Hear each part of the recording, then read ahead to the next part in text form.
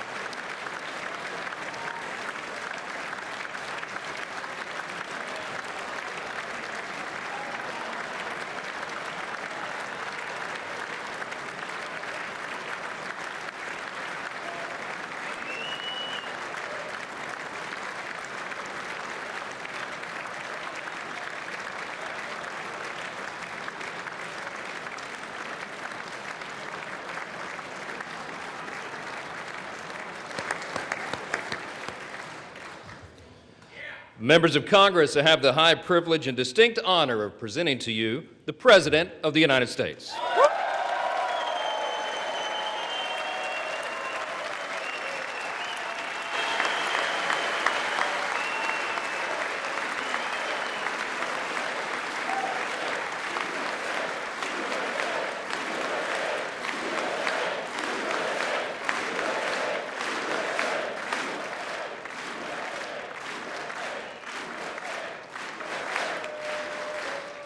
Well, thank you very much, everybody. It's really an honor. Speaker Johnson, Vice President Vance, First Lady of the United States.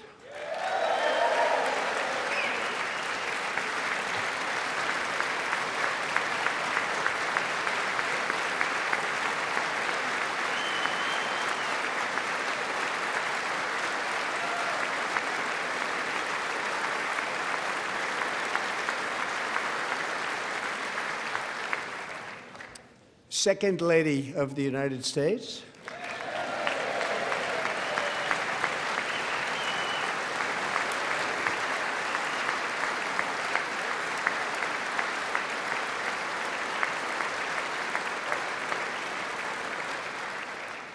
Members of Congress and my fellow Americans, our nation is back, bigger, better, richer, and stronger than ever before.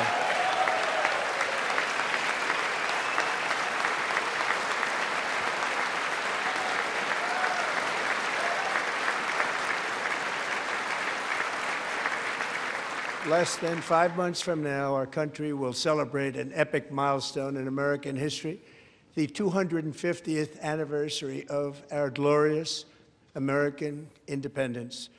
This July 4th, we will mark 2.5 centuries of liberty and triumph, progress and freedom in the most incredible and exceptional nation ever to exist on the face of the earth. And you've seen nothing yet. We're going to do better and better and better. This is the golden age of America.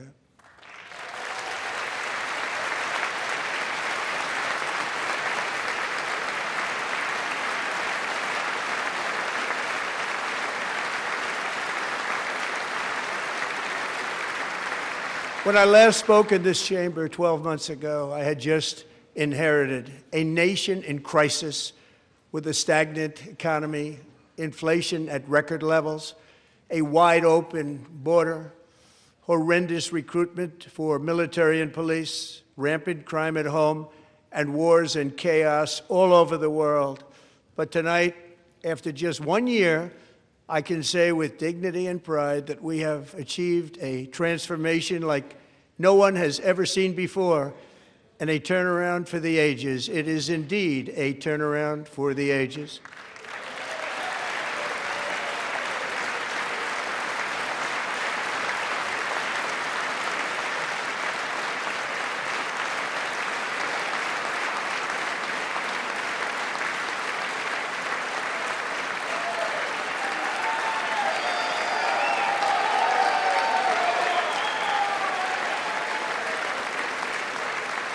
And we will never go back to where we were just a very short time ago. We're not going back. Today, our border is secure.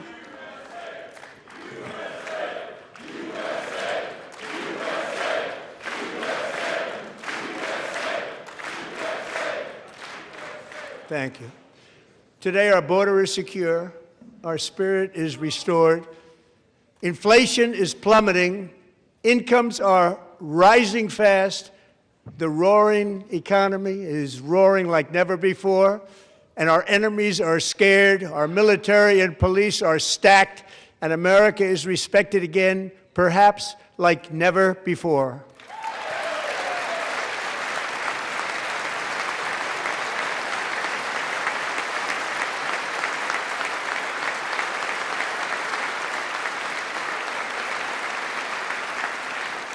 After 4 years in which millions and millions of illegal aliens poured across our borders, totally unvetted and unchecked, we now have the strongest and most secure border in American history by far.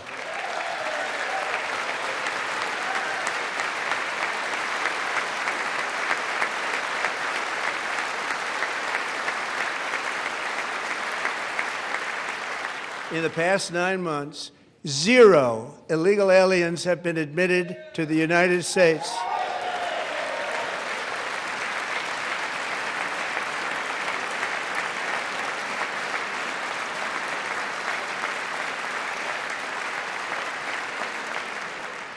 But we will always allow people to come in legally, people that will love our country and will work hard to maintain our country.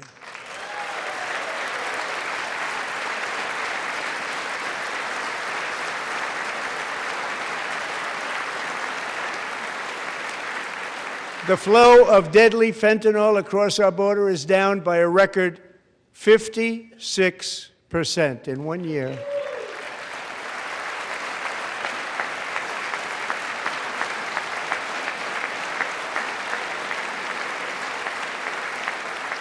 And last year, the murder rate saw its single largest decline in recorded history. This is the biggest decline, think of it, in recorded history, the lowest number in over 125 years, year 1900. In fact, substantially before my wonderful father, I had a wonderful father, Fred, before he was born, substantially before he was born.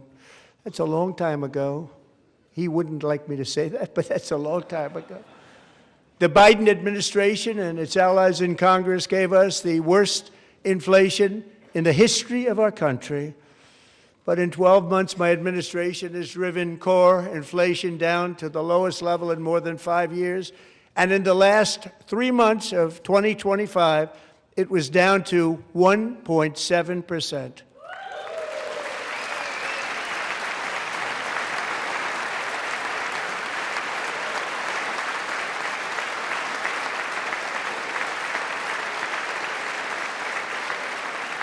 Gasoline, which reached a peak of over $6 a gallon in some states under my predecessor, it was quite honestly a disaster, is now below $2.30 a gallon in most states, and in some places, $1.99 a gallon. And when I visited the great state of Iowa just a few weeks ago, I even saw $1.85 a gallon for gasoline.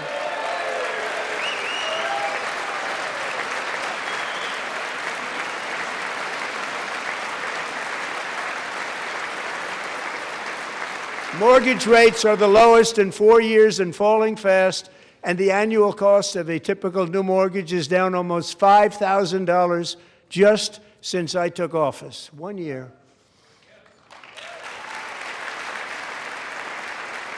And low interest rates will solve the Biden-created housing problem while at the same time protecting the values of those people who already own a house that really feel rich for the first time in their lives. We want to protect those values. We want to keep those values up. We're going to do both.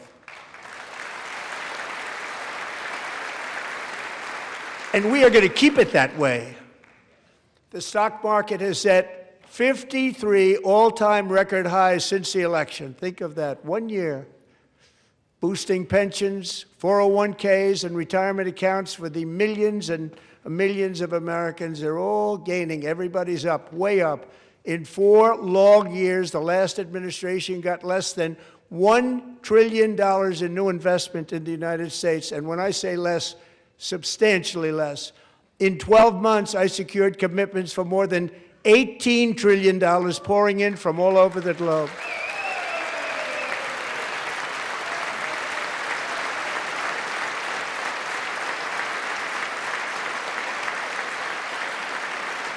Think of it, much less than $1 trillion for 4 years versus much more than $18 trillion for 1 year. What a difference a president makes.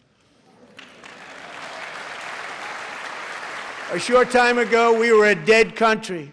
Now we are the hottest country anywhere in the world, the hottest.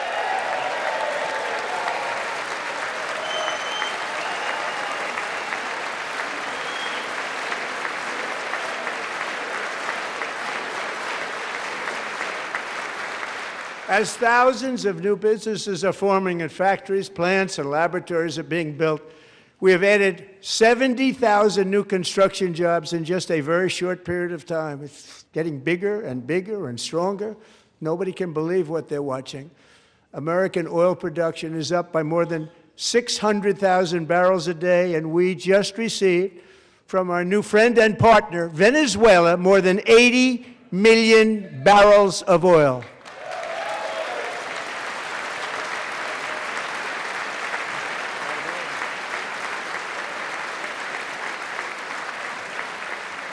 American natural gas production is at an all-time high because I kept my promise to drill, baby, drill.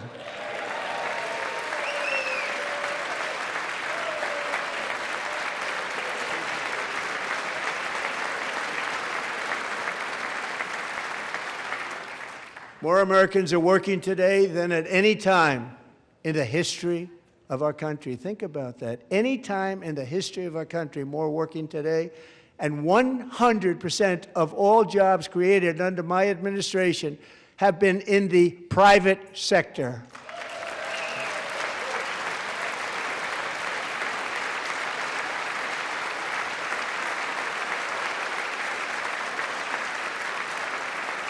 We ended DEI in America.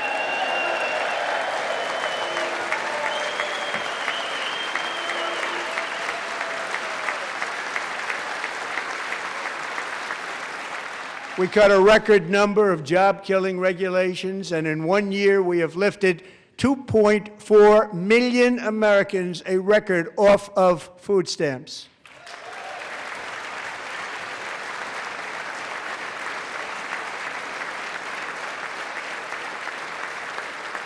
And for all of these reasons, I say tonight, members of Congress, the state of our union is strong.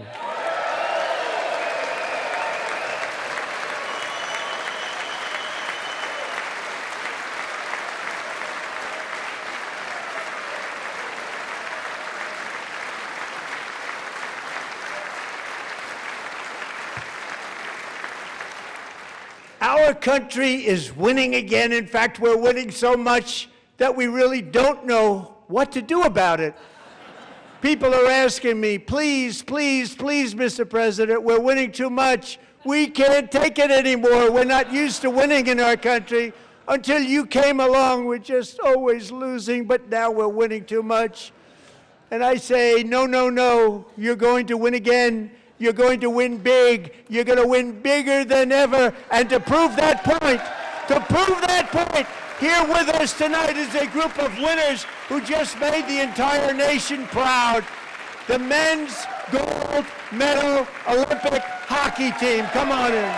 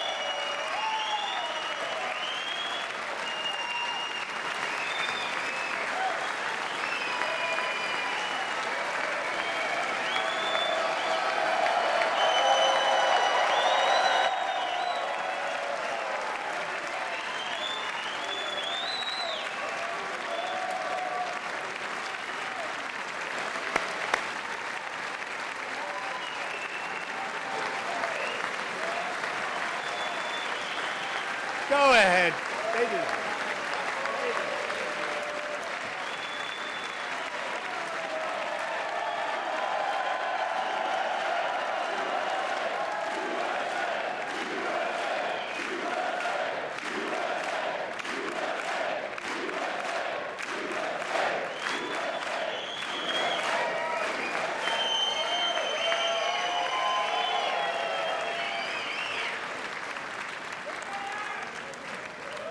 That's the first time I've ever seen them get up. And actually, not all of them did get up.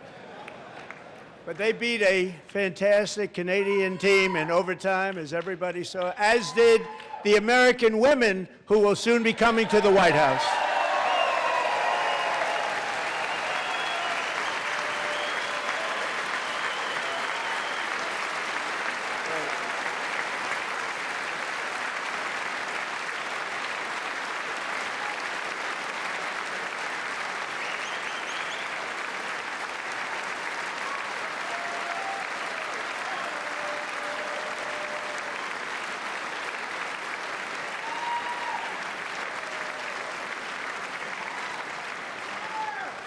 They were in the Oval Office before, and I just want to say a second very big congratulations to Team USA. But I have to say that, and I told them this, and we took a vote of the team. I said, anybody votes no, I'm not doing it. So they stood there, and they weren't about to say no, because I've never seen a goaltender play as well as goalie Connor Hellebuck.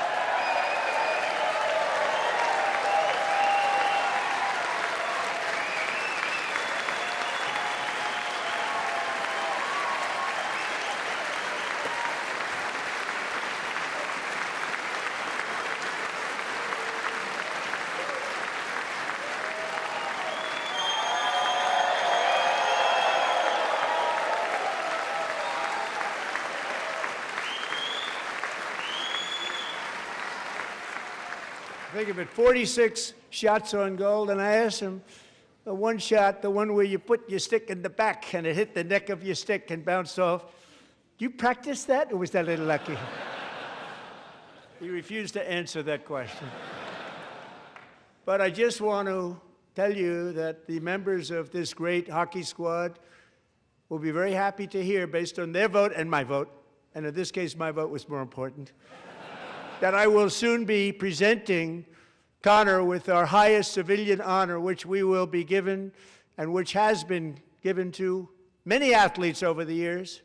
But when I say many, not too many, like 12, it's called the highest civilian honor in our country, the Presidential Medal of Freedom.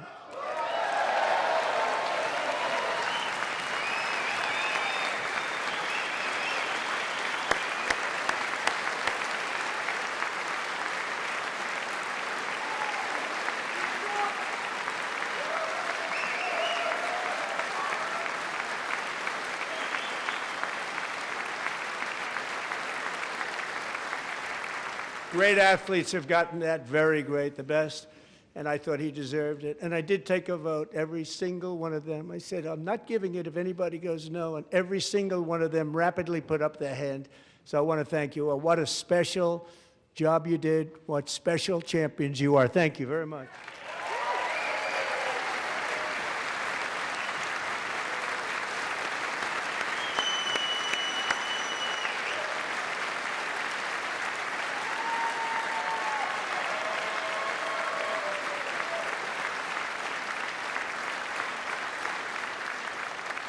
I'm also pleased to say that the next time the Olympic torch is lit, it will be here in America for the 2028 Olympics, and it's the summer version right in Los Angeles. We're going to do a good job in Los Angeles.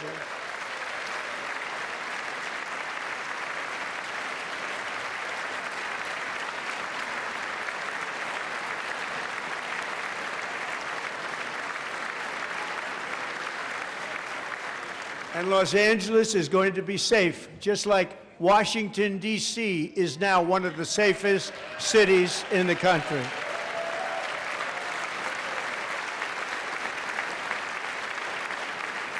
And this year, and I must say I got them both.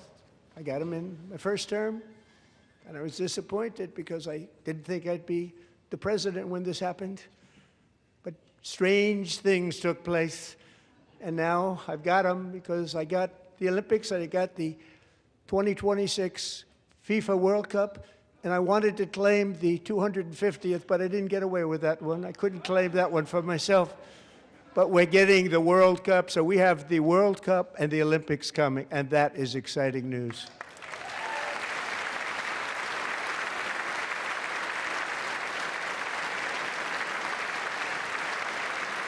So this will be a year to celebrate our country and the heroes who have kept it free.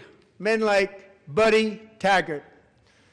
At age 17, Buddy volunteered to defend America in World War II, serving in the Pacific under the great General Douglas MacArthur. He fought bravely in the famous Battle of Manila, worked so hard.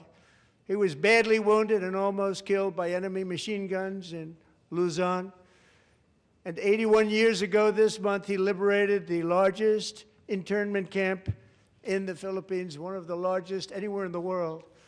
but he earned many honors, including a Purple Heart and a Bronze Star, came home, started a family, and tonight he is in the gallery looking forward to July 4th, 2026, his 100th birthday.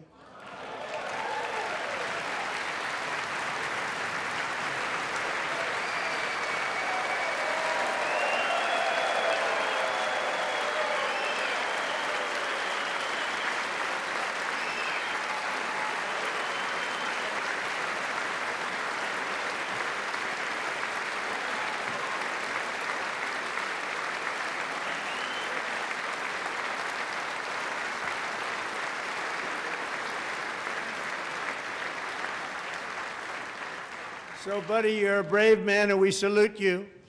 Even in times of challenge, setback, and immense heartache, the spirit of 1776 has always shone through very brightly.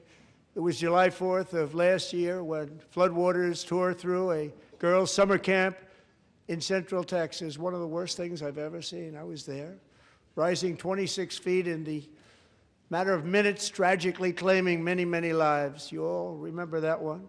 As the waters threatened to sweep her away, 11-year-old Millie Kate McClelland closed her eyes and prayed to God. She thought she was going to die.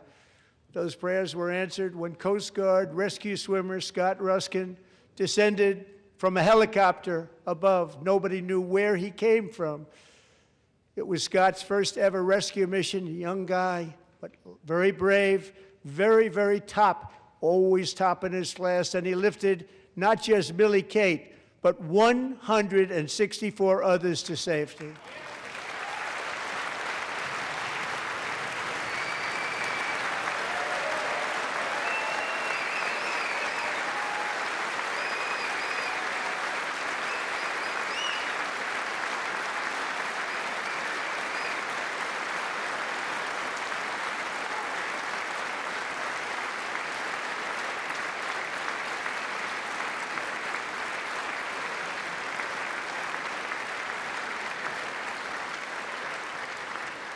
People watched Scott from a distance, and they couldn't believe what they were seeing. The winds were blowing, the rain was pouring, everything was going, and that rapid water, nobody's ever seen anything like it. They said, wow, that's something.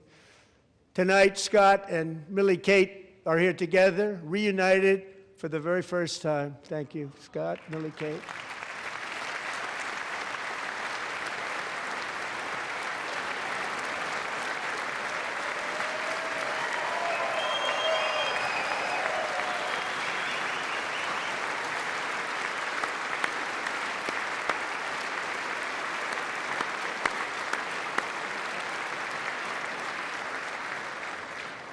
And Petty Officer Ruskin, I'm pleased to inform you that I am now awarding you the Legion of Merit for extraordinary heroism, which is what it was, extraordinary heroism. Thank you.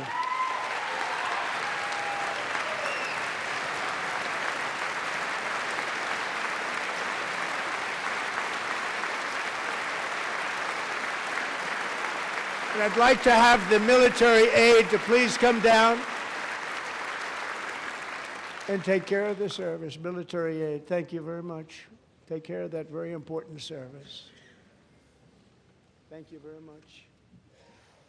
From 1776 to today, every generation of Americans has stepped forward to defend life, liberty, and the pursuit of happiness. And they're really doing it for the next generation. But now it's our turn. Together we're building a nation where every child has the chance to reach higher and go further, where government answers to the people, not the powerful, and where the interests of hardworking American citizens are always our first and ultimate concern. That is the debt we owe to the heroes who came before us, and that is the promise we must keep to America for our 250th year. Last year, I urged this Congress to begin the mission by passing the largest tax cuts in American history, and our Republican majorities delivered so beautifully. Thank you, Republicans.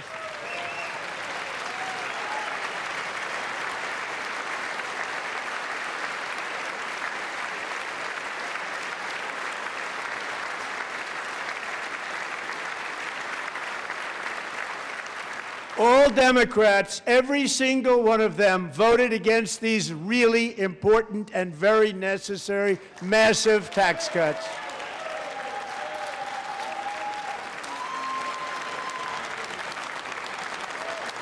They wanted large-scale tax increases to hurt the people instead. But we held strong, and with the great, big, beautiful bill, we gave you no tax on tips, no tax on overtime, and no tax on Social Security for our great seniors.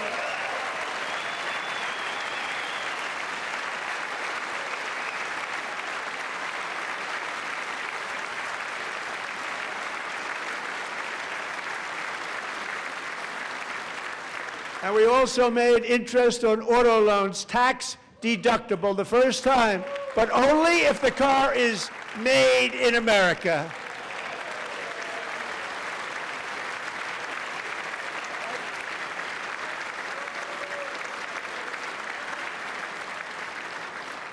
Recently in Pennsylvania, I met Megan Hemhauser, a devoted mom who's homeschools her children, beautiful, 2 children, during the day while waiting tables at night as her husband works overtime operating very heavy equipment.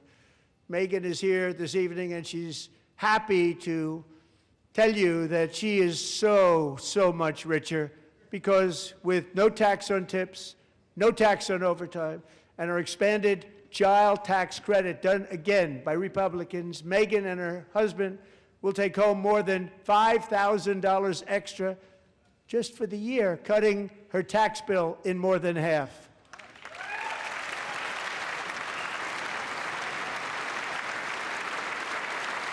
Megan, please stand up. We're fighting for you, Megan.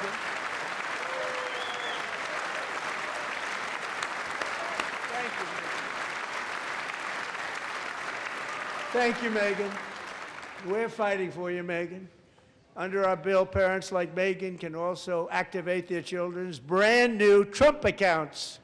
And I didn't name it. I did not name that.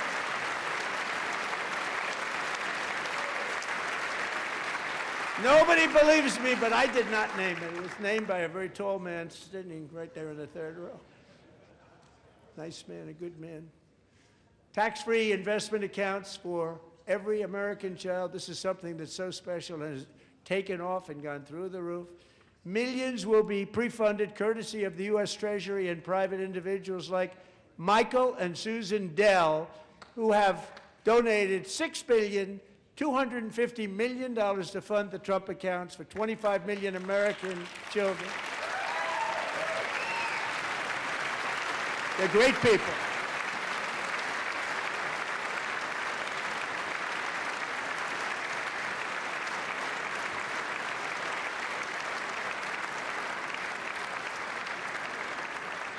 When I asked Michael Dell, how do you make all that money? He said, well, I just sat on my dorm in school, and I made computers, and I'd sell them to people. And I just kept selling and selling and selling, and pretty amazing story. That's called the American dream. He sold a lot of computers, a lot of those laptops, so I congratulate him on that, but I really thank him and Susan, as well as others like Brad Gerstner, a very tremendous guy. He was behind it right from the beginning. Brad Gerstner. Thank you, Brad.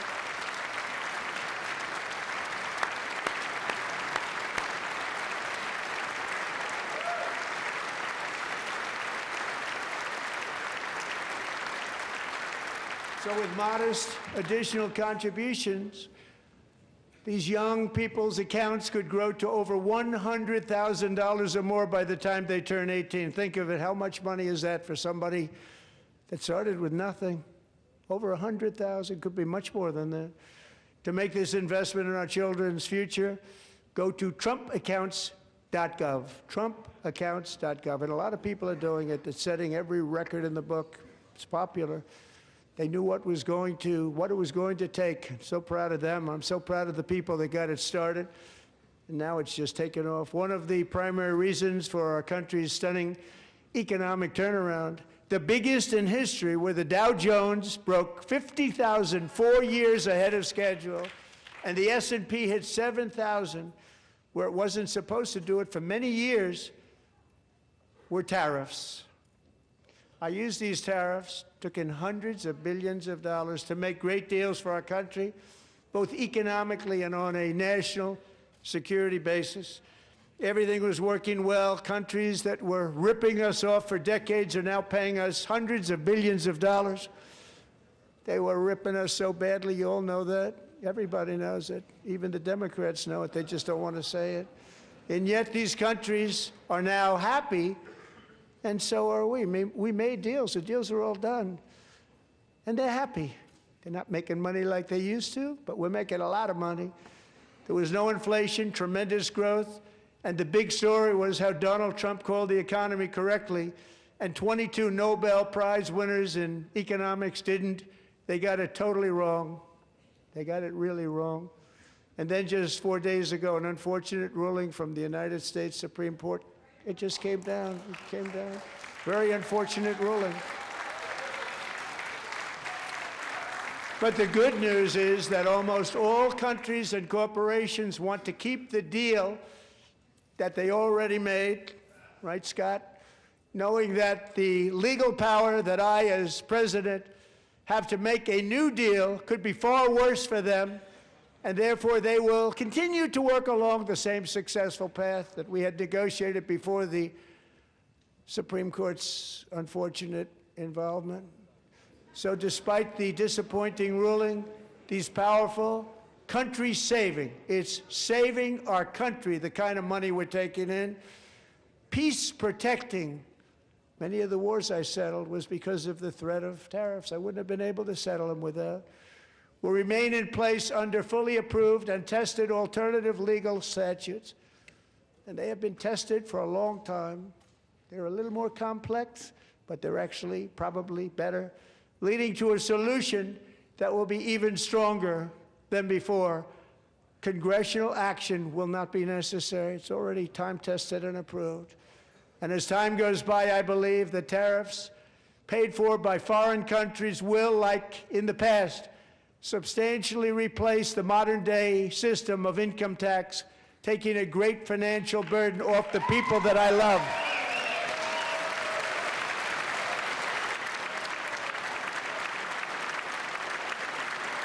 Right?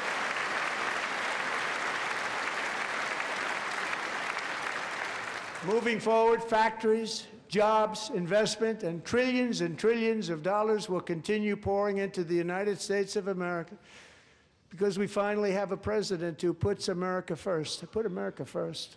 I love America.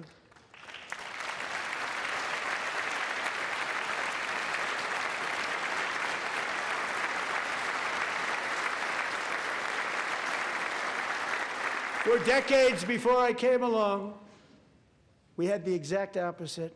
From trade to healthcare, from energy to immigration, everything was stolen and rigged in order to drain the wealth out of the productive, hardworking people who make our country great, who make our country run.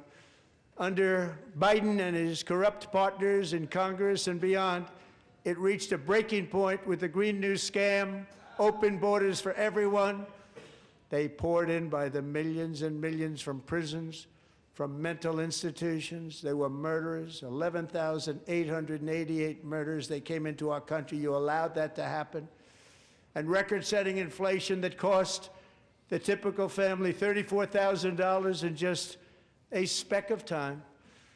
Now the same people in this chamber who voted for those disasters suddenly used the word affordability, a word. They just used it.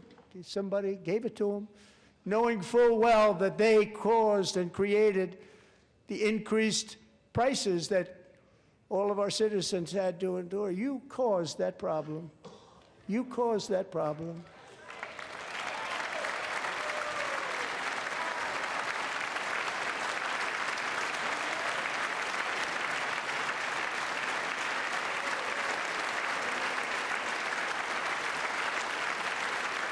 They knew their statements were a lie. They knew it. They knew their statements were a dirty, rotten lie. Their policies created the high prices Our policies are rapidly ending them. We are doing really well. Those prices are plummeting downward.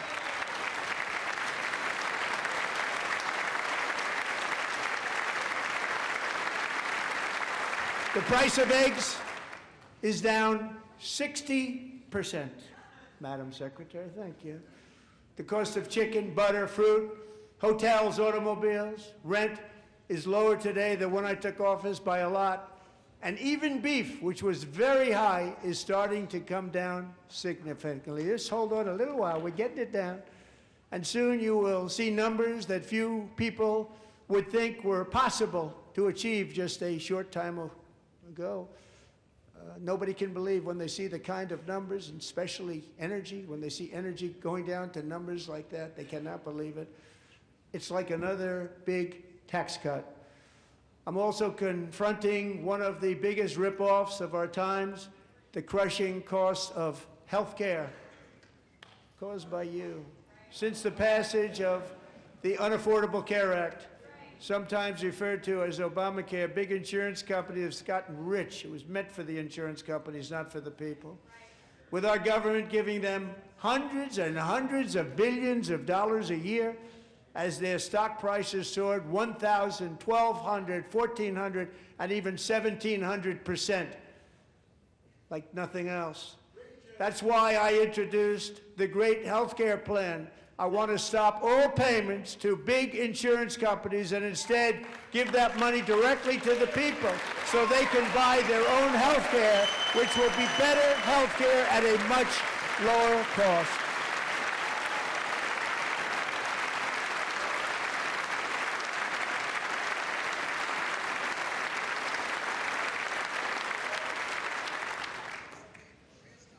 In addition, my plan requires maximum price transparency. That's a big deal. Sounds so simple, so big. And I did that in my first term, and the Democrats immediately terminated it with full knowledge that they were doing a very bad thing for the people. Costs were going to go way up, and that's what happened, and now I'm bringing them way down on health care and everything else. I'm also ending the wildly inflated cost of prescription drugs like has never happened before.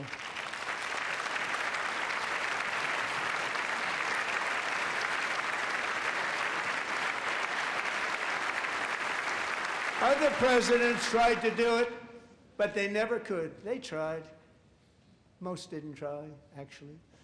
But they tried. They said they tried. They couldn't do it. They didn't even come close.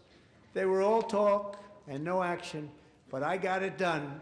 Under my just enacted most favored nation agreements, Americans who have for decades paid by far the highest prices of any nation anywhere in the world for prescription drugs will now pay the lowest price anywhere in the world for drugs. Anywhere, the lowest price.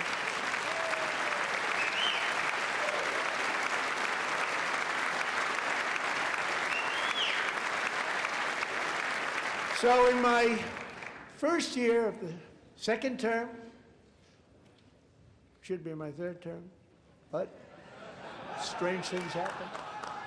I took prescription drugs, a very big part of health care, from the highest price in the entire world to the lowest. That's a big achievement. The result is price differences of 300, 400, 500, 600% and more, all available right now at a new website called TrumpRx.gov. And I didn't name that one either, by the way.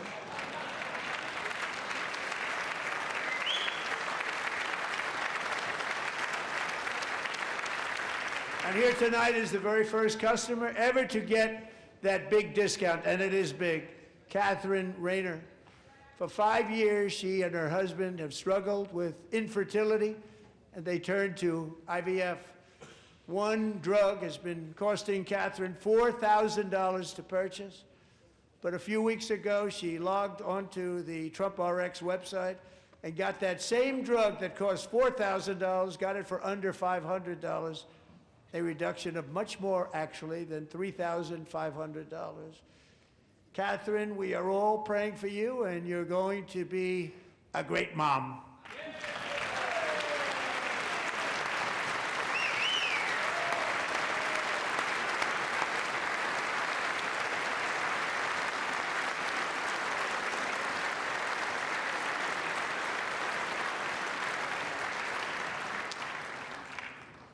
So now I'm calling on Congress to codify my most favored nation program into law. Now, the one thing, I'm not sure it matters because it's going to be very hard for somebody that comes along after me to say, let's raise drug prices by 700 or 800%.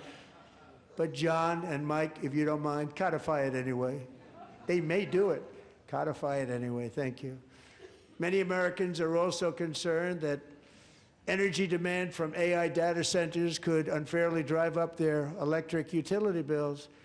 Tonight, I'm pleased to announce that I have negotiated the new Ratepayer Protection Pledge. You know what that is? We're telling the major tech companies that they have the obligation to provide for their own power needs. They can build their own power plants as part of their factory so that no one's prices will go up. And in many cases, prices of electricity will go down for the community and very substantially down. This is a unique strategy never used in this country before. We have an old grid. It could never handle the kind of numbers, the amount of electricity that's needed. So I'm telling them they can build their own plant. They're going to produce their own electricity. It will ensure the company's ability to get electricity while at the same time lowering prices of electricity for you, and could be very substantial for all of you cities and towns. You're going to see some good things happen over the next number of years. Another pillar of the American dream that has been under attack is home ownership. With us tonight is Rachel Wiggins, a mom of two from Houston. She placed bids on 20 homes and lost all of those bids to gigantic investment firms that bypassed inspection, paid all cash, and turned those houses into rentals, stealing away her American dream. She was devastated. Stories like this are why last month I signed executive order to ban large Wall Street investment firms from buying up in the thousands single-family homes.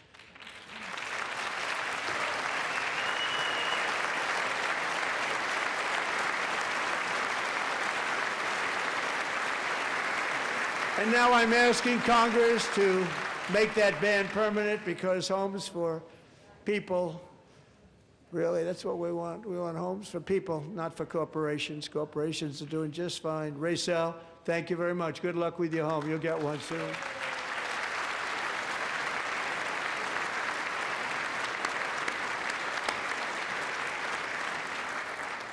We're also working to make it easier for Americans to save for retirement.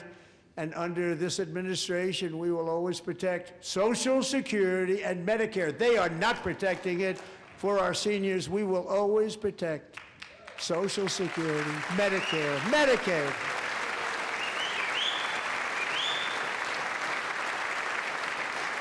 Since I took office, the typical 401k balance is up by at least $30,000.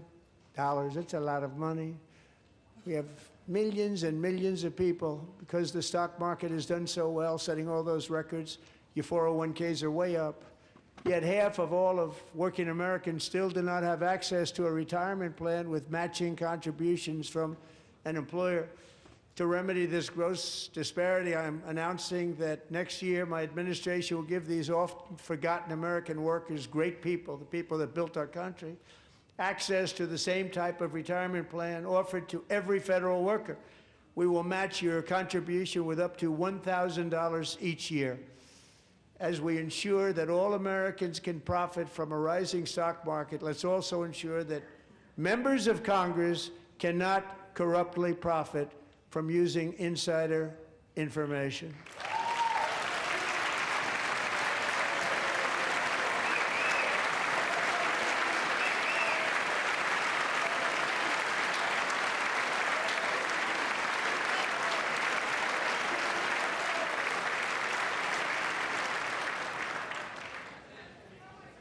They stood up for that. I can't believe it. I can't believe it.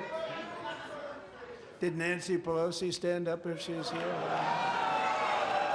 Doubt it. Pass the Stop Insider Trading Act without delay.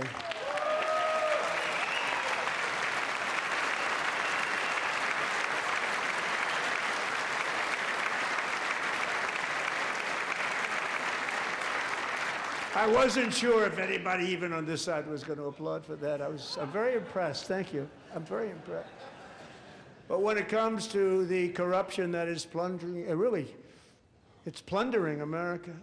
There's been no more stunning example than Minnesota, where members of the Somali community have pillaged an estimated $19 billion from the American taxpayer. Oh, we have all the information. And in actuality, the number is much higher than that. And California, Massachusetts, Maine, and many other states are even worse. This is the kind of corruption that shreds the fabric of a nation, and we are working on it like you wouldn't believe. So tonight, although started 4 months ago, I am officially announcing the war on fraud to be led by our great Vice President J.D. Vance.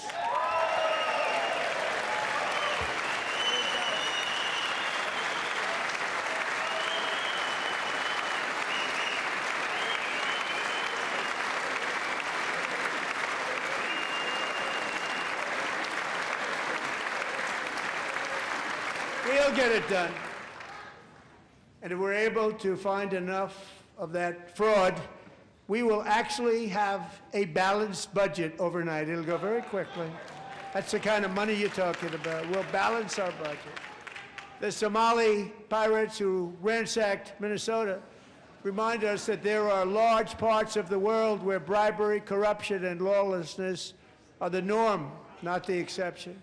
Importing these cultures through unrestricted immigration and open borders brings those problems right here to the USA. And it is the American people who pay the price in higher medical bills, car insurance rates, rent, taxes, and perhaps most importantly, crime. We will take care of this problem. We're going to take care of this problem. We are not playing games. Delilah.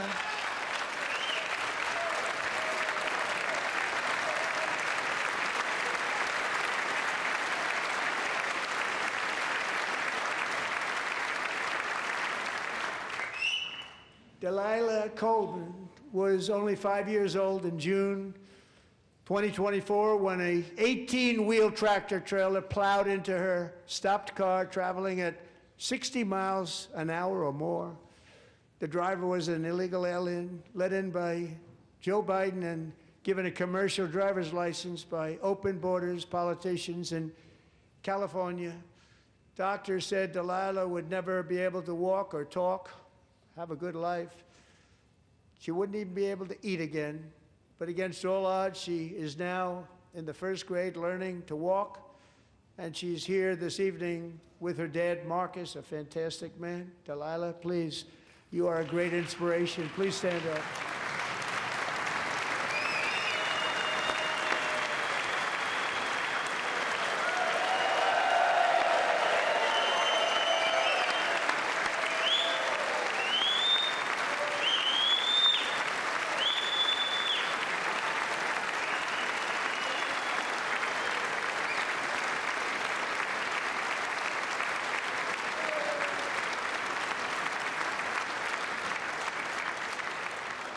Thank you, Delilah. Many, if not most, illegal aliens do not speak English and cannot read even the most basic road signs as to direction, speed, danger, or location. That's why tonight I'm calling on Congress to pass what we will call the Delilah Law, barring any state from granting commercial driver's licenses to illegal aliens.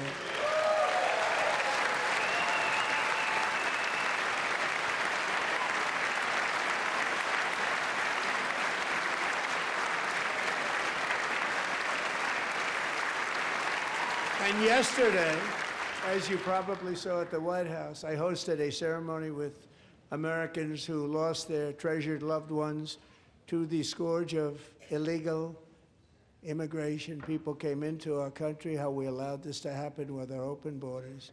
These are the angel moms and families that for decades our government betrayed and our media totally ignored. It was terrible. Hard to believe, actually. In 2023, a 16-year-old high school cheerleader named Elizabeth Medina was supposed to perform in her town's Christmas parade, but she never arrived. Her mother, Jacqueline, went home to look for her, and she found her lying dead in a bathtub, bleeding profusely after being stabbed 25 times. Lizbeth's killer was a previously arrested illegal alien who had broken in and brutally extinguished the brightest light in her family's life, violently and viciously. Her heartbroken mother is in the gallery to remind everyone in this chamber exactly why we are deporting illegal alien criminals to our country at record numbers, and we're getting them the hell out of here fast. We don't want them.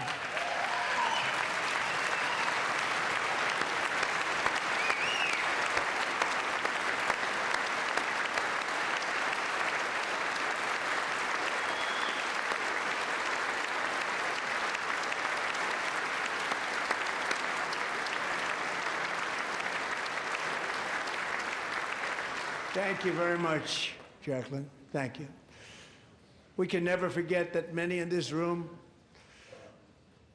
not only allowed the border invasion to happen before I got involved, but indeed they would do it all over again if they ever had the chance. If they ever got elected, they would open up those borders to some of the worst criminals anywhere in the world. The only thing standing between Americans and a wide open border right now is President Donald J. Trump and our great Republican patriots in Congress. Thank you. Thank you.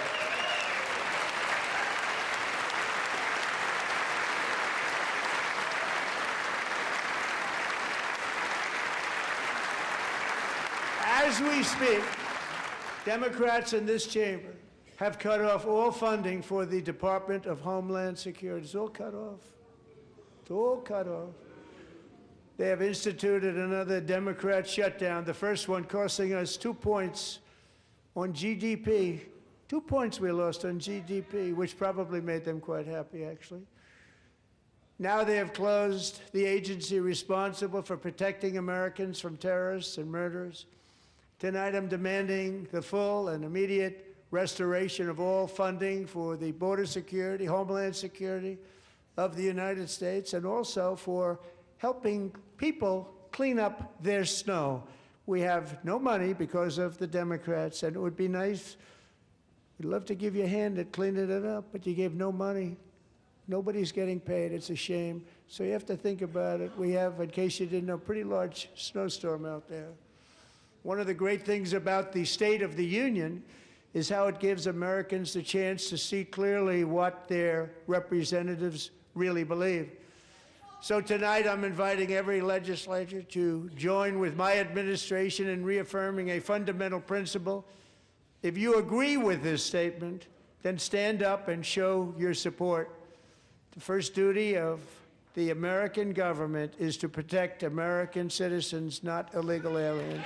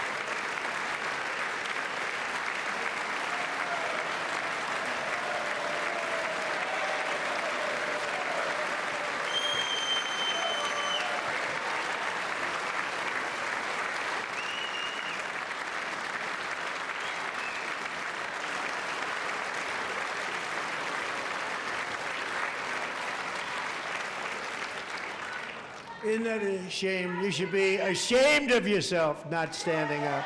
You should be ashamed of yourself. That is why I'm also asking you to end deadly sanctuary cities that protect the criminals and enact serious penalties for public officials who block the removal of criminal aliens. In many cases, drug lords, murderers all over our country, they're blocking the removal of these people out of our country, and you should be ashamed of yourself.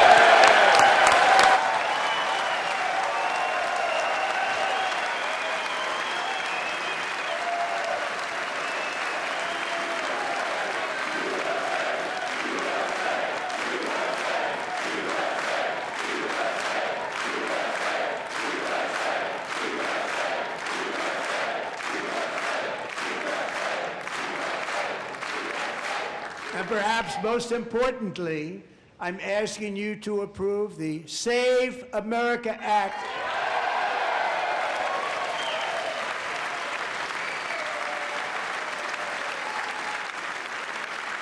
To stop illegal aliens and others who are unpermitted persons from voting in our sacred American elections. That cheating is rampant in our elections. It's rampant. It's very simple. All voters must show voter ID.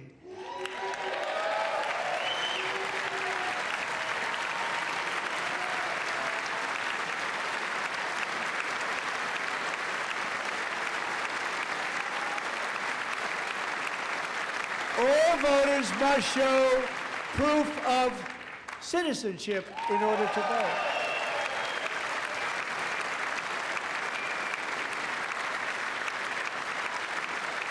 And no more crooked mail-in ballots except for illness, disability, military, or travel.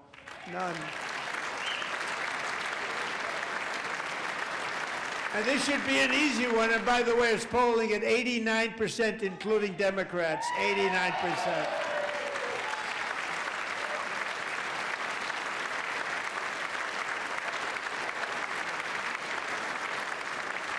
And even the new communist mayor of New York City, I think he's a nice guy, actually. Speak to him a lot. Bad policy, but nice guy. Just said they want people to shovel snow. They got hit hard.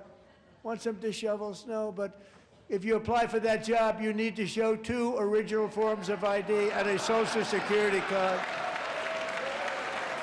Yet they don't want identification for the greatest privilege of them all, voting in America. No, it's no good.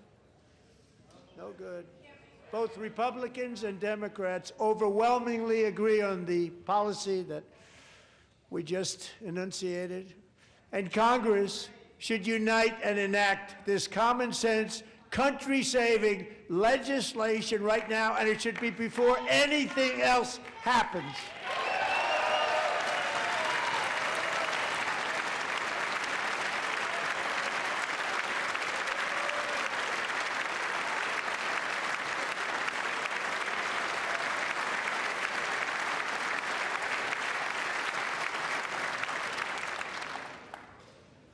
And the reason they don't want to do it, why would anybody not want voter ID? One reason, because they want to cheat. There's only one reason. They make up all excuses. They say it's racist. They come up with things you almost say, what imagination they have. They want to cheat. They have cheated. And their policy is so bad that the only way they can get elected is to cheat. And we're going to stop it. We have to stop it, John.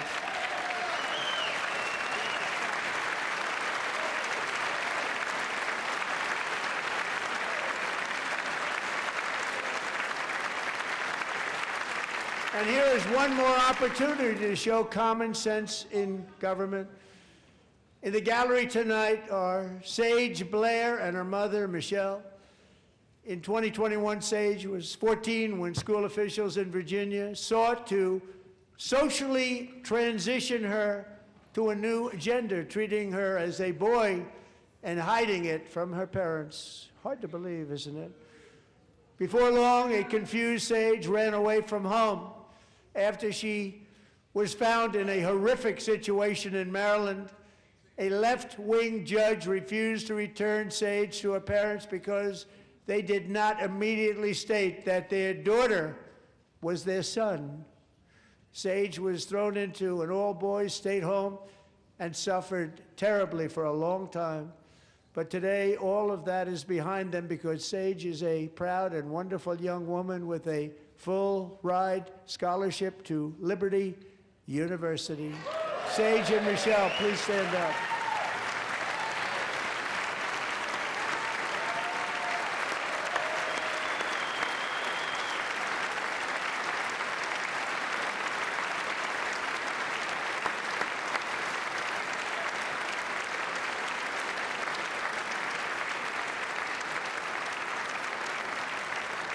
And thank you for your great bravery. And who can believe that we're even speaking about things like this?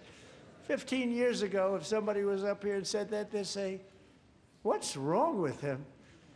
But now we have to say it because it's going on all over numerous states without even telling the parents.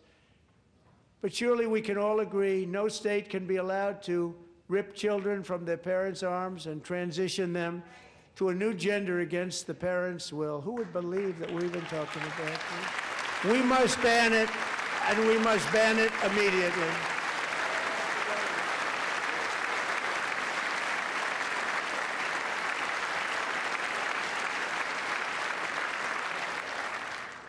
Look, nobody stands up. These people are crazy, I'm telling you. They're crazy.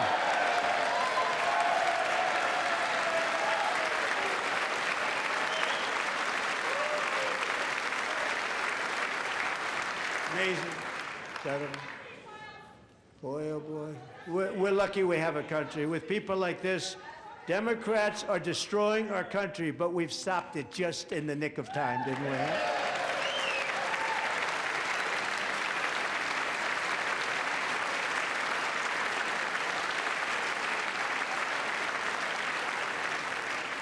No one cares more about protecting America's youth than our wonderful First Lady, now a movie star. She's a movie star. Can you believe it? Who would have believed that? Over the past year, she has had an incredible impact championing AI legislation, advancing a landmark executive order on foster care, and helping secure $30 million to launch the Melania Trump Foster Youth to Independence Initiative. It's a tremendous, really a tremendous thing that happened and had a lot of bipartisan support. She gets much better bipartisan support than I do. I get none. She gets a lot. Someday you're going to have to tell me how you did that. And students and educators in every state have joined the First Lady's efforts in the presidential AI challenge, keeping America's next generation positioned to succeed and strongly succeed in the future. Tonight, we welcome two young people whose lives reflect the First Lady's impact, Sierra Burns and Everest Nevermont. Thank you both, and Melania, thank you. I know how hard you worked on it. Thank you very much.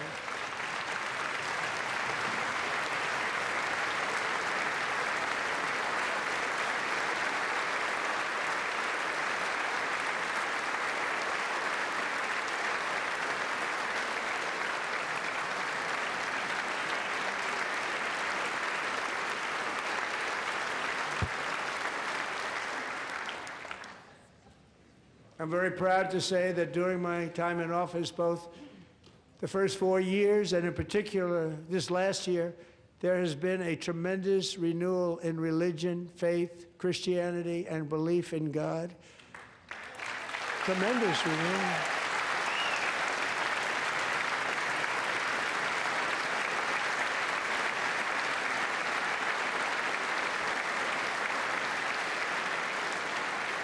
This is especially true among young people, and a big part of that had to do with my great friend, Charlie Kirk, a great guy, great man.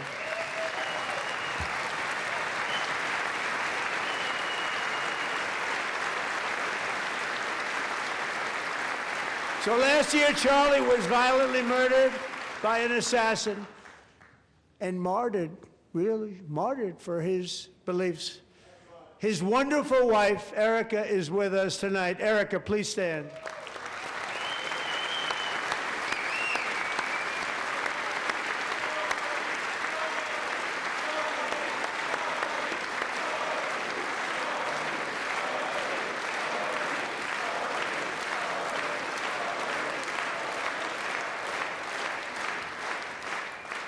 Thank you, Erica.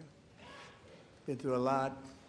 In Charlie's memory, we must all come together to reaffirm that America is one nation under God, and we must totally reject political violence of any kind.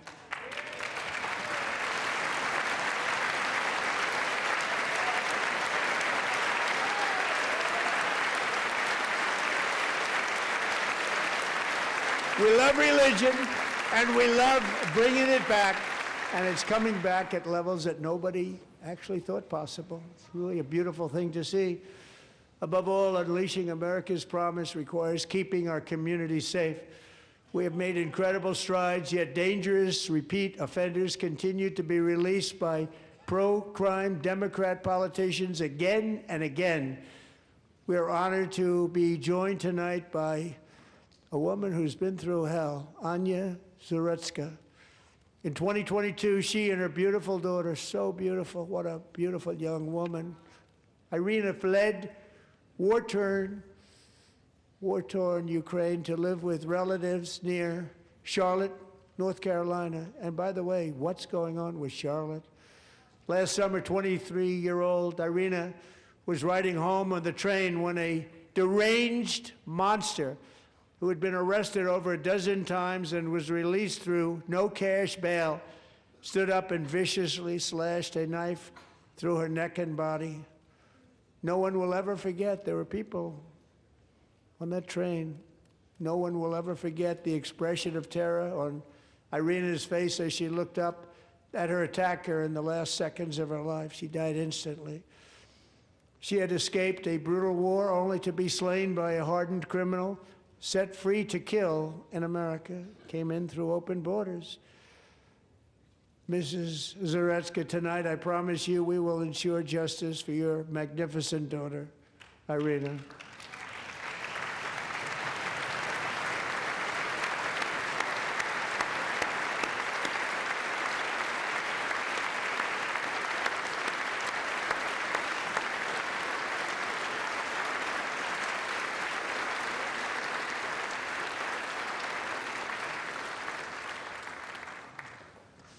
How do you not stand? How do you not stand? I'm asking this Congress to pass tough legislation to ensure that violent and dangerous repeat offenders are put behind bars, and importantly, that they stay there.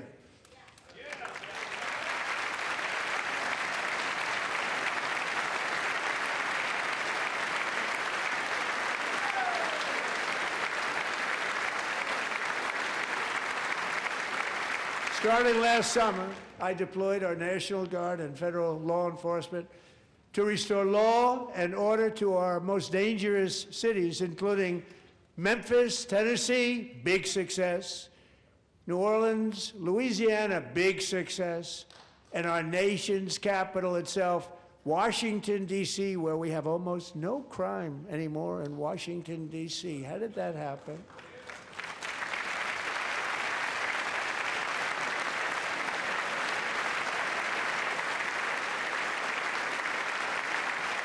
In fact, crime in Washington is now at the lowest level ever recorded, and murders in D.C. this January were down close to 100% from a year ago.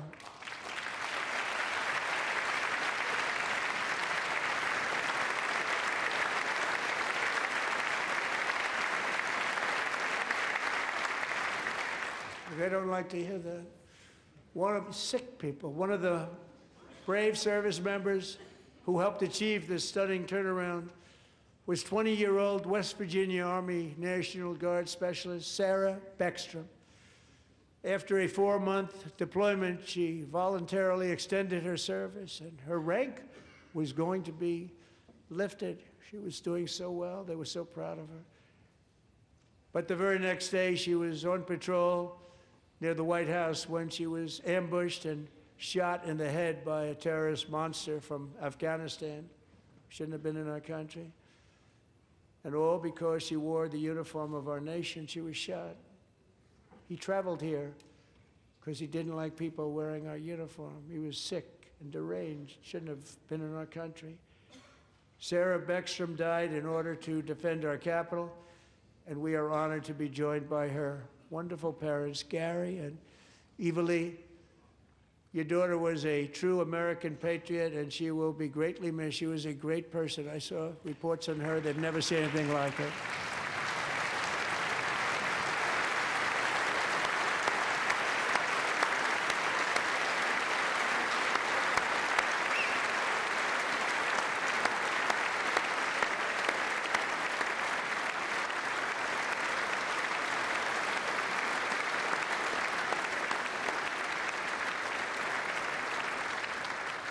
So sorry. Thank you very much.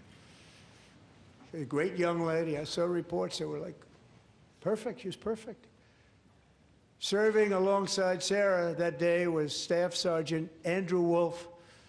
The terrorist shot Andrew in the head, and no one thought he could possibly make it.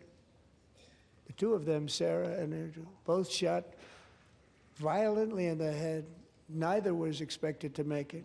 They weren't even given a chance, except his wonderful mother, named Melody, who I spoke to the same night, and she was so positive.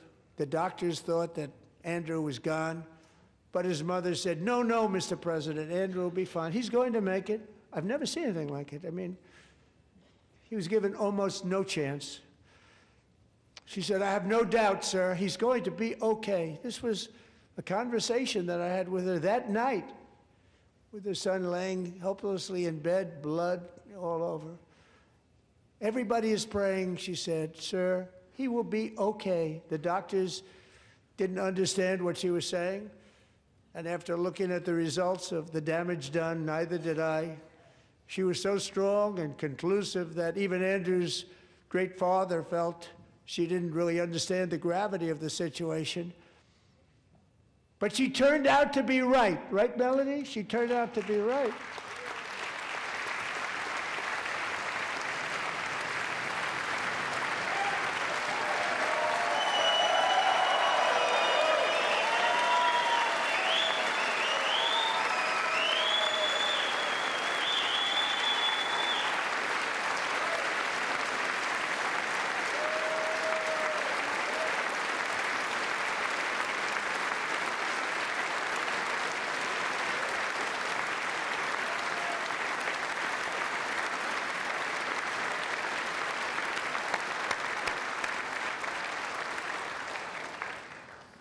Amazing, actually. I said, where does this woman come from? She's the most positive person I've ever met. With God's help, Andrew has battled back from the edge of death, and we're talking about the edge of death, on his way to a miraculous recovery. He's got a little work to do, but he's doing great. Nice to see you. He's a good-looking guy. Nice to see you. Thanks, Andrew. Thank you very much.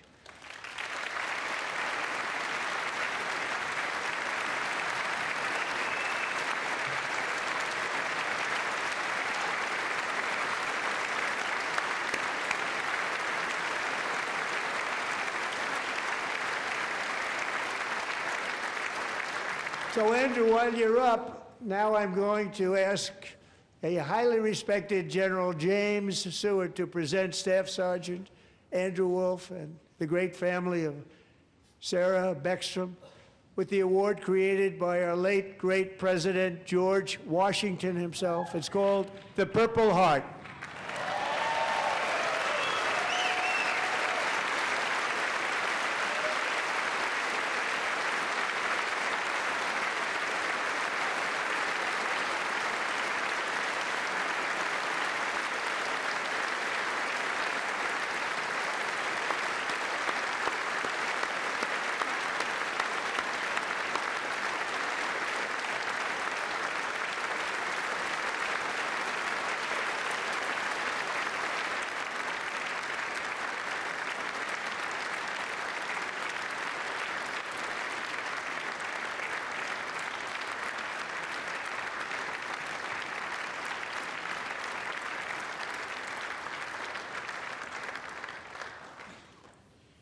We love you all. Love you. We're proudly restoring safety for Americans at home, and we are also restoring security for Americans abroad. Our country has never been stronger. My first 10 months, I ended 8 wars, including Cambodia. Isn't it funny? Sick people. Cambodia and Thailand, Pakistan and India.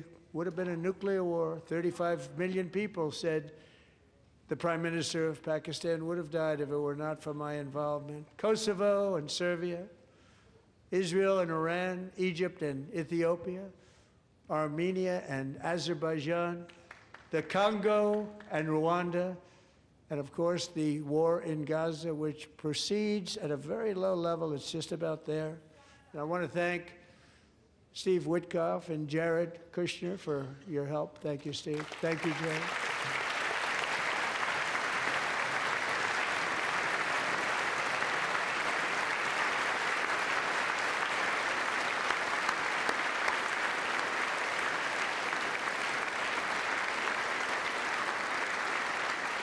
And I also want to thank the man they report to, Secretary of State Marco Rubio. Thank you, Marco.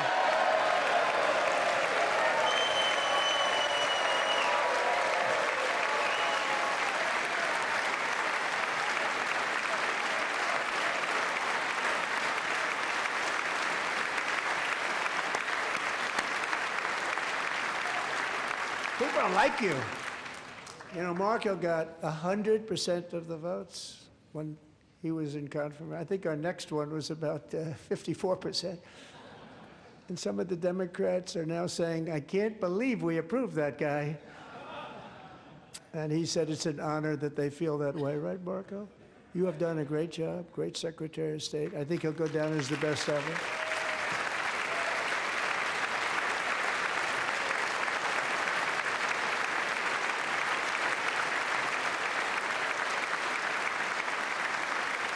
Under the ceasefire I negotiated, every single hostage, both living and dead, has been returned home. Can you believe that?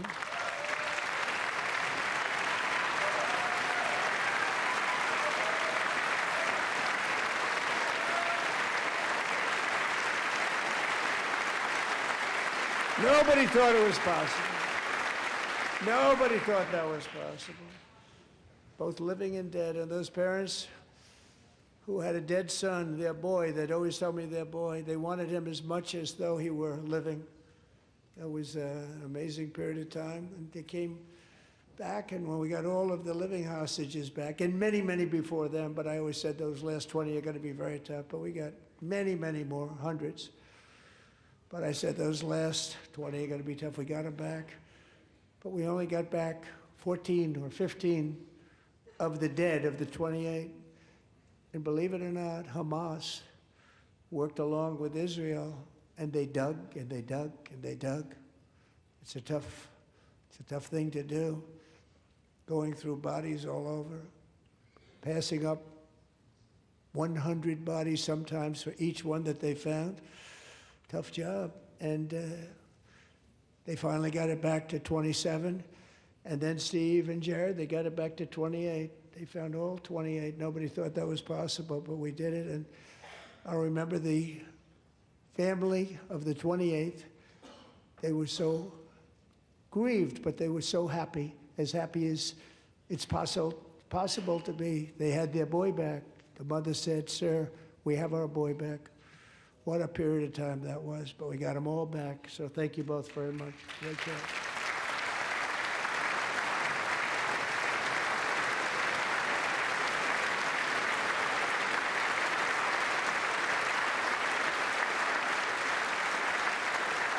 And we're working very hard to end the 9th war, the killing and slaughter between Russia and Ukraine, where 25,000 soldiers are dying each and every month. Think of that, 25,000 soldiers are dying a month.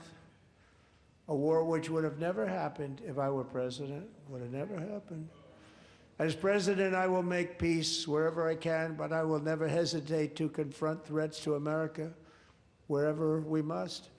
That's why in a breakthrough operation last June, the United States military obliterated Iran's nuclear weapons program with an attack on Iranian soil known as Operation Midnight Hammer.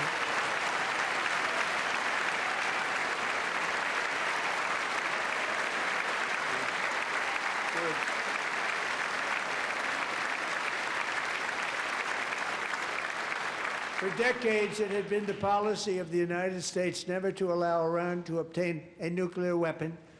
Many decades. Since they seized control of that proud nation 47 years ago, the regime and its murderous proxies have spread nothing but terrorism and death and hate. They've killed and maimed thousands of American service members and hundreds of thousands and even millions of people with what's called roadside bombs. They were the kings of the roadside bomb. And we took out Soleimani. I did that during my first term. Had a huge impact. He was the father of the roadside bomb.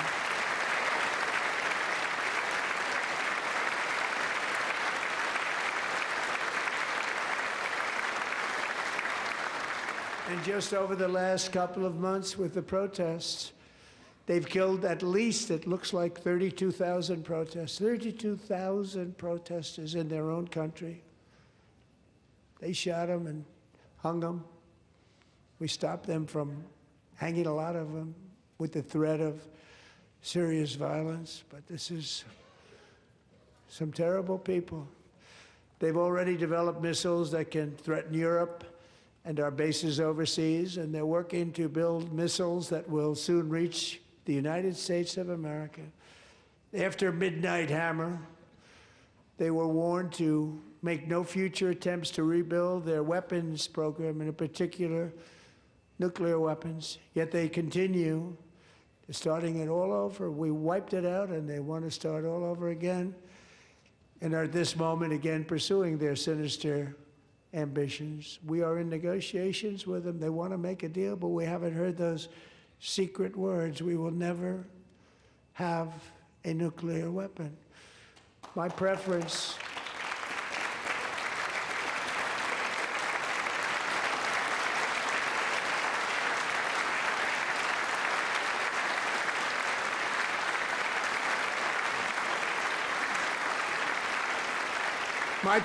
is to solve this problem through diplomacy. But one thing is certain, I will never allow the world's #1 sponsor of terror, which they are by far, to have a nuclear weapon. Can't let that happen.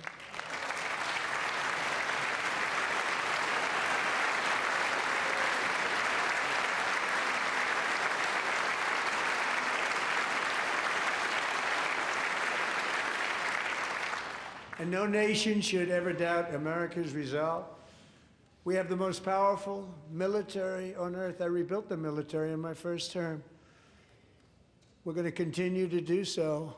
Also, we just approved a $1 trillion budget. We have no choice. We have to be strong, because hopefully we will seldom have to use this great power that we built together. It's really called peace through strength, and it's been very, very effective.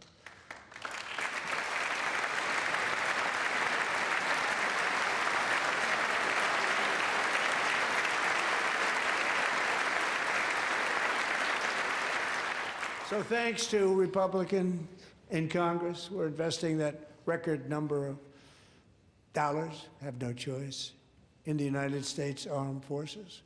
Also creating a lot of jobs, but we're not even doing it for that reason. Because as I said, we have more jobs, more people working today than ever before in the history of our country.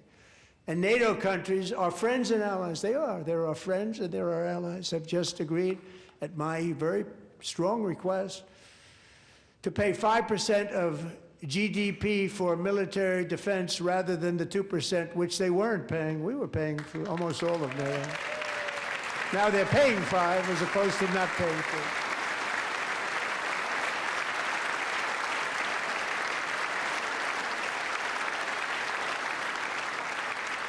And getting that 5% was something which everyone said would never be done, could not happen. We got it really easily with one meeting.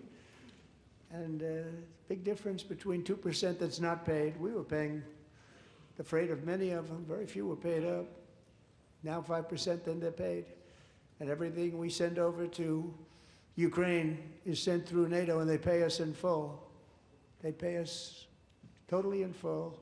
Every branch of our armed forces is setting records for recruitment. This is so exciting. And every service member recently.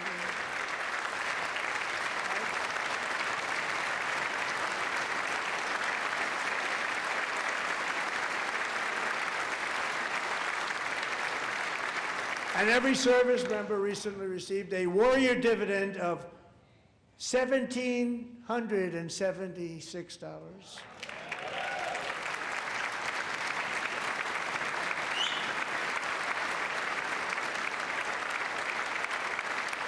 You know, they put it on my desk. We got the money from tariffs and other things, a lot of money we have. We have much more money than people understand.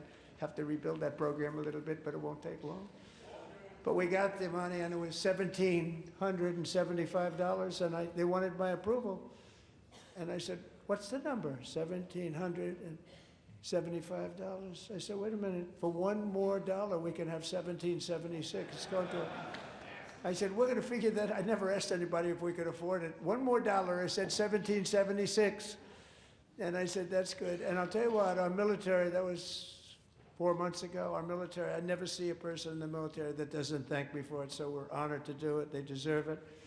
And we call it 1776. It was great. And we love our military. We love our law enforcement. We love our firemen. You know, the firemen don't get mentioned enough. We love our firemen. We're also...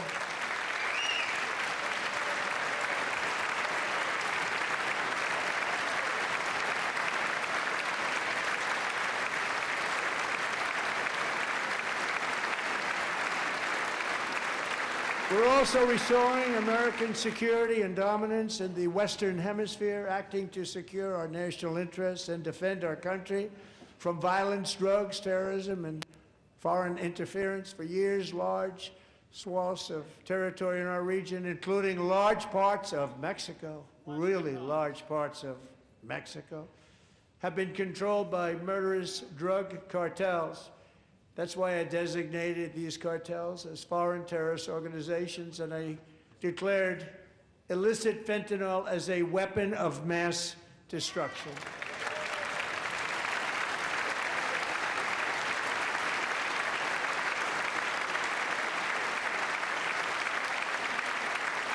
And with our new military campaign, we have stopped record amounts of drugs coming into our country and virtually stopped it completely coming in by water or sea. You probably noticed that. We very seriously damaged their fishing industry also.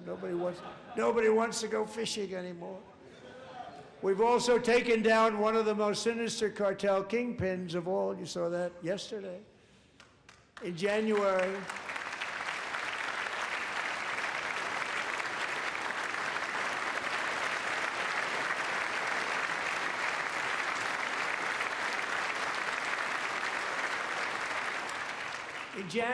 elite American warriors carried out one of the most complex, spectacular feats of military competence and power in world history. No one's seen anything like it. Foreign leaders, I won't tell you who, called me and they said, very impressive, very impressive. They couldn't believe, they all watched, they saw what happened. This is a different fighting force than we had years ago when we fought to tie. You know, it's a great fighting force. I'm so proud of it. Look at Space Force. Space Force is my baby, because we did that. My baby is becoming so important.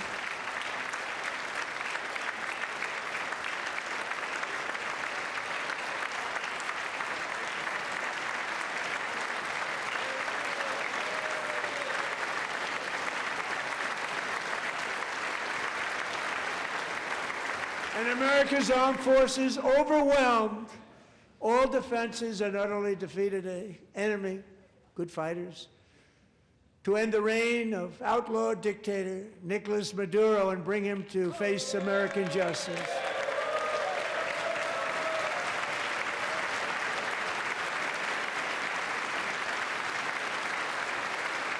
And this was an absolutely colossal victory for the security of the United States, and it also opens up a bright new beginning for the people of Venezuela.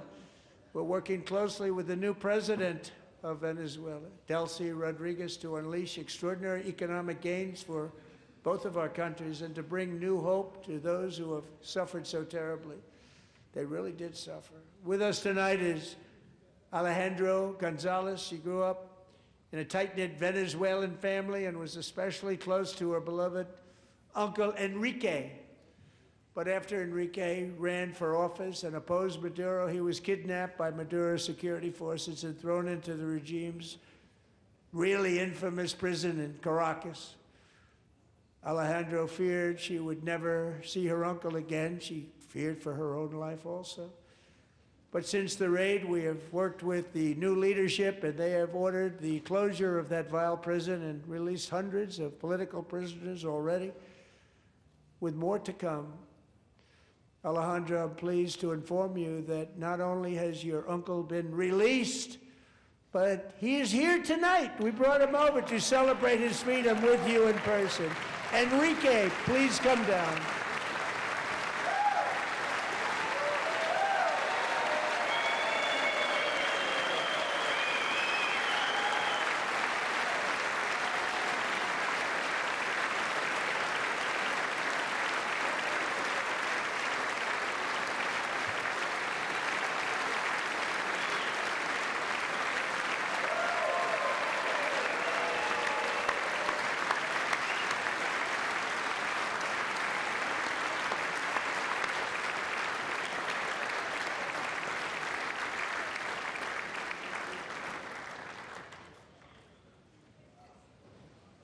Thank you, Enrique. Have a good time.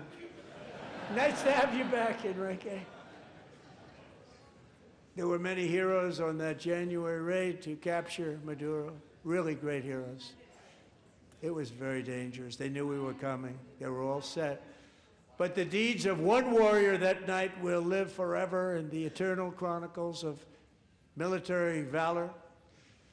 Chief Warrant Officer 5, Eric Slover, planned the mission and was the flight lead in the cockpit of the first helicopter, a big, beautiful, powerful helicopter. It was a massive Chinook carrying, as you can imagine, many, many American warfighters. Wearing the dog tags, his wife Amy had blessed with holy water before he left. She knew it was going to be a rough one. Eric steered the Chinook under the cover of night and descended swiftly upon Maduro's heavily protected military fortress. This was a major military installation, protected by thousands of soldiers and guarded by Russian and Chinese military technology. How did that work out? Not too good. While preparing to land, enemy machine guns fired from every angle, and Eric was hit very badly in the leg and hip, one bullet after another. He absorbed 4 agonizing shots, shredding his leg into numerous pieces. And yet, despite the fact that the use of his legs was vital to successful helicopter flight, legs are the most important part of flying a helicopter, to deliver the many commandos who would capture and detain Maduro was the only thing Eric was thinking about. Then, even as he was gushing blood, which was flowing back down the aisle, helicopter lands at a steep angle. The machine guns stood right in front of him. They were right in front of him, 2 machine gunners who escaped the wrath of the previous planes. Eric maneuvered his helicopter with all of those lives and souls to face the enemy and let his gunners eliminate the threat. Turned the helicopter around so the gunners could take care of business, saving the lives of his fellow warriors from what could have been a catastrophic crash deep in enemy territory. Only after safely landing the helicopter with all the warriors aboard in the exact right spot, which was vital to the mission. We probably would have had to maybe cancel the mission if that didn't happen. Eric told his co-pilot, also wounded, but not as gravely, to take over. I'm about ready to pass out. The success of the entire mission and the lives of his fellow warriors hinge on Eric's ability to take the searing pain. It was unbelievable what's happened to his legs of the bullets and keep on flying and landing, and people knew what was happening. Everybody in the back of the helicopter knew because they saw the blood pouring down the aisle. Chief Warrant Officer Slover is still recovering from his serious wounds, but I'm thrilled to say that he is here tonight with his wife, Amy, Eric, and Amy. Come on in.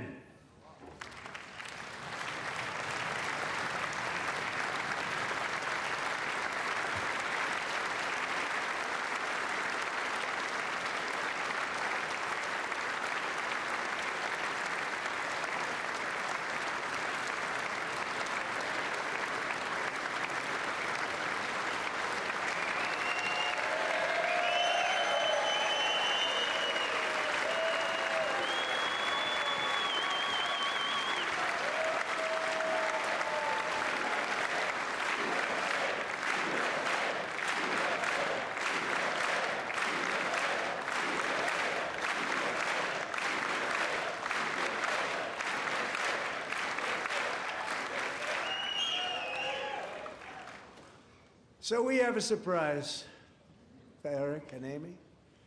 In recognition of Eric's actions above and beyond the call of duty, I would now like to ask General Jonathan Braga to present Chief Warrant Officer Slover with our nation's highest military award, the Congressional Medal of Honor.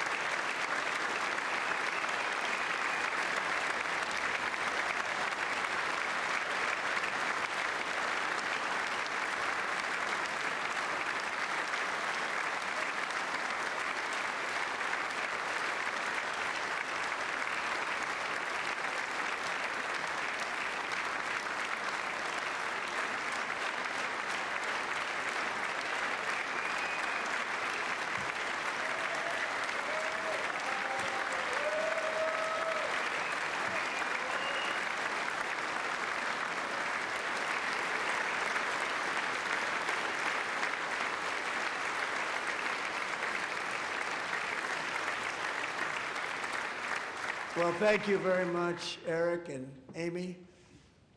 Great to get to know you. I met with them and with a lot of their fellow warriors at Fort Bragg recently. You notice the name Fort Bragg, we have it back, we brought it back. We won the First World War with it, the Second World War with it, and then they decided to change the name. So we changed it back. Everybody wanted to change back too. And 10 of Eric's fellow warriors from that incredible night of victory will also be receiving medals at a private ceremony that will soon be held at the White House, and Eric will be there.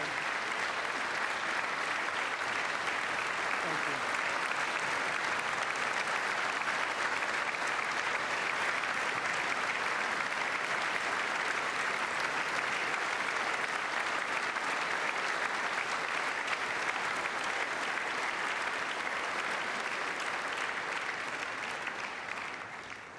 Thank you, Eric. That's a big one. Tonight we've celebrated many truly extraordinary American patriots, but there is one last living legend to honor before we go. He is one more heroic American aviator, Navy fighter pilot. Royce Williams served in World War II, Korea, Vietnam, flying more than 220 missions. In the skies over Korea in 1952, Royce was in the dogfight of a lifetime, legendary dogfight. Flying through blizzard conditions, his squadron was ambushed by 7 Soviet fighter planes. It was his first aerial combat of the war, and despite being massively outnumbered and outgunned, Royce led the takedown of 4 enemy jets and almost destroyed the others, vanquishing his adversaries while taking 263 bullets to his own plane and being seriously hurt. His story was secret for over 50 years. He didn't even want to tell his wife, but the legend grew and grew. But tonight, at 100 years old, this brave Navy captain is finally getting the recognition he deserves. He was a legend long before this evening. Royce, please stand up, and I will ask the First Lady of the United States to present Captain Royce Williams with his Congressional Medal of Honor.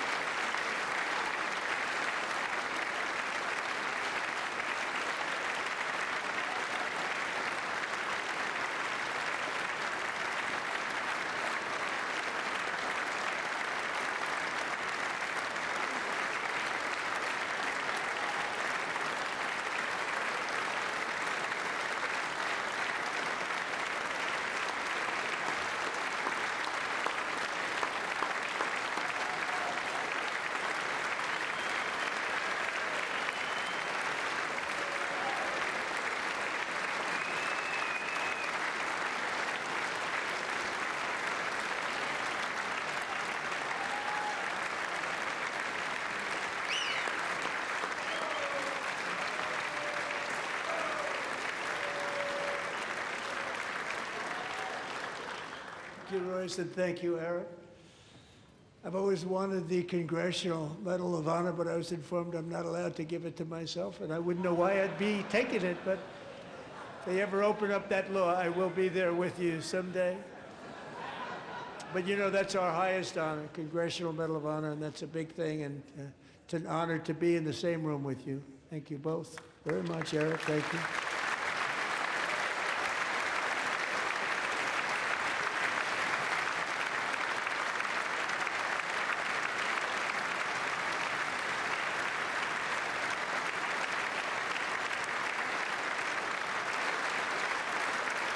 Thank you.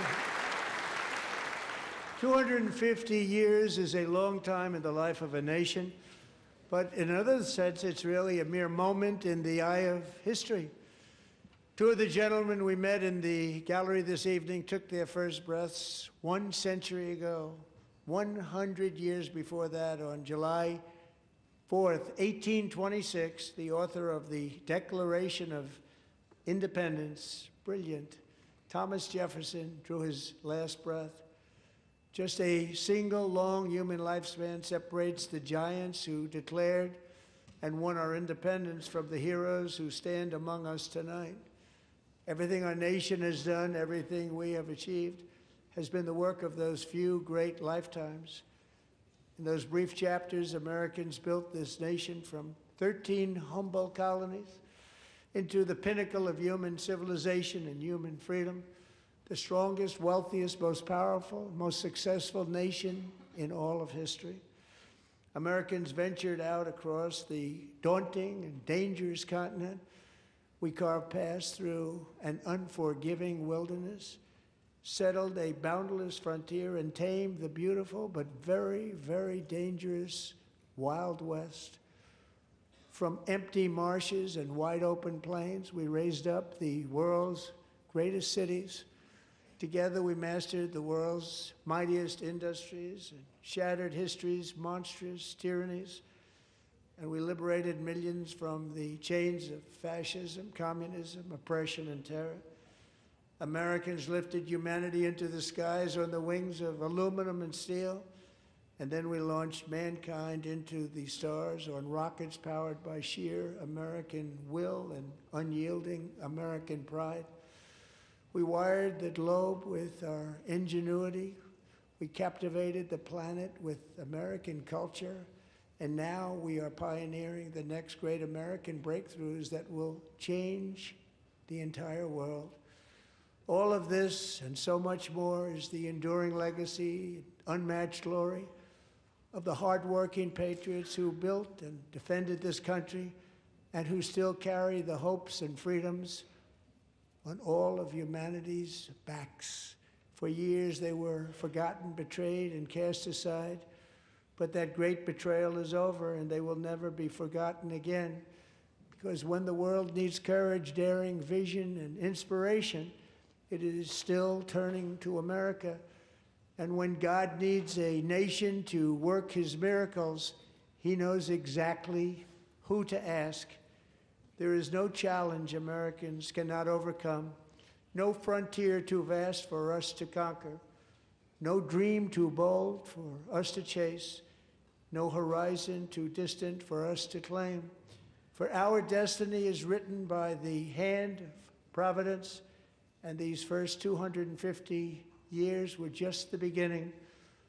From the rugged border towns of Texas to the heartland villages of Michigan, from the sun-kissed shores of Florida to the endless fields of the Dakotas, and from the historic streets of Philadelphia to right here in our nation's capital, Washington, D.C., the golden age of America is upon us.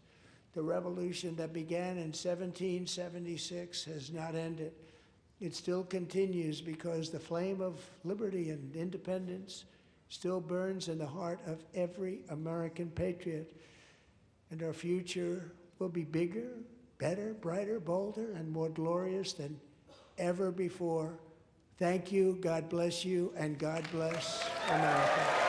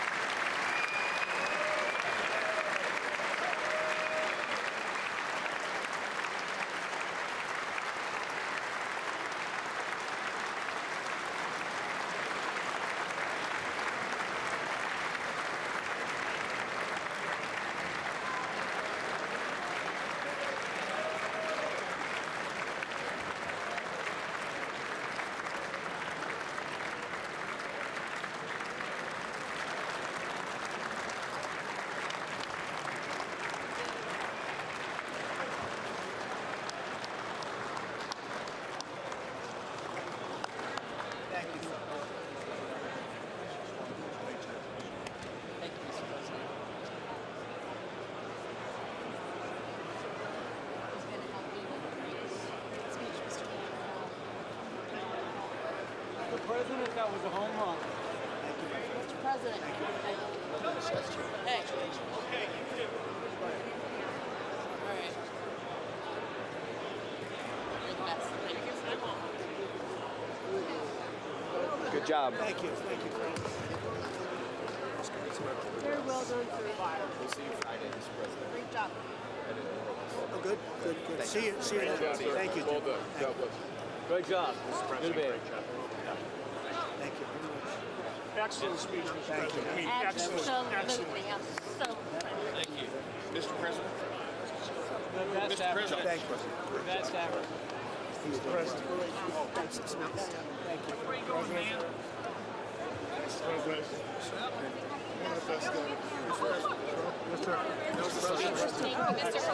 One of the best. We're so proud of yourself. Thank you for honoring those veterans. Luger. Good. I think you should take the rest of the day off. I think we have to. We're going to have to. Thank you, everybody. All right, guys. You killed it. Thank you, Virginia. Best speech with the president. It was amazing. It really was. Home run. Really a grand slam. Grand slam. America loves you, lost. Thank you. It was amazing. America loves you. Oh, look at this guy. I like that guy. I want that tie. Give me that tie. Thank you. Take that footage on initial, just an initial. Thank you, boss. I like that tie. amazing. Thank you. Thank you, everybody. Mr. President, outstanding speech, sir. Mr. President. Here you will. He's getting them all. He's Thanks for mentioning He did good. They love the insider trading stuff. Great guy. How's he doing? He's a youngster. He fell asleep a couple times. You did amazing. You really did.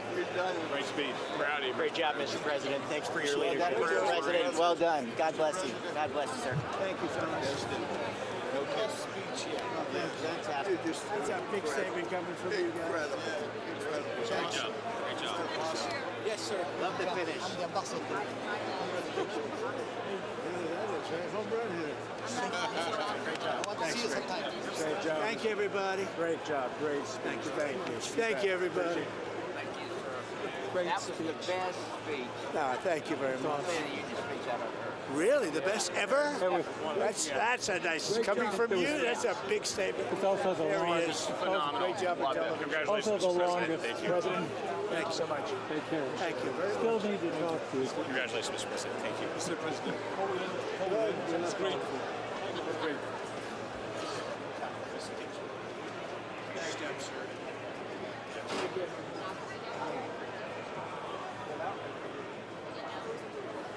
Yeah. Can we go out?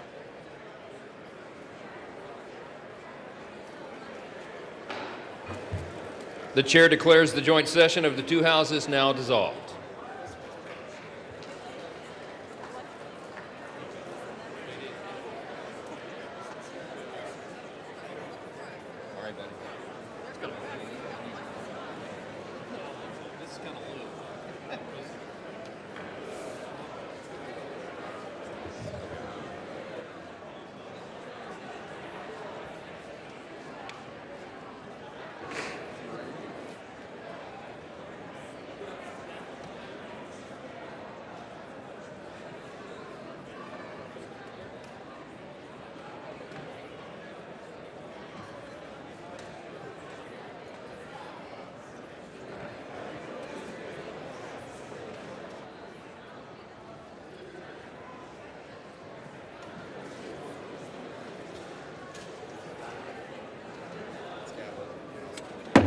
The House will come to order. For what purpose does the gentleman from Louisiana seek recognition? Mr. Speaker, I move that the message of the President be referred to the Committee of the Whole on the State of the Union and the Board of Governors. Without objection.